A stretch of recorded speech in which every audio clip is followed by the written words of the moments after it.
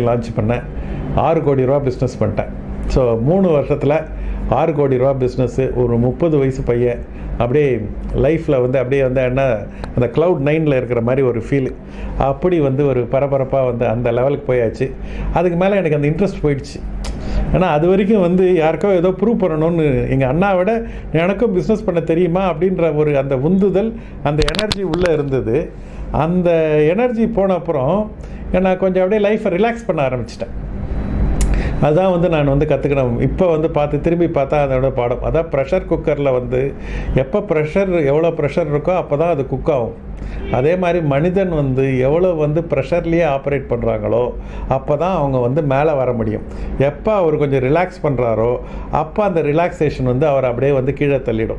அதாவது James Alan ரொம்ப அழகாக சொல்லுவார், கஷ்டப்பட்டு சம்பாதித்த வெற்றி சரியாக கண்காணிக்கப்படவில்லை என்றால் ஆங்கே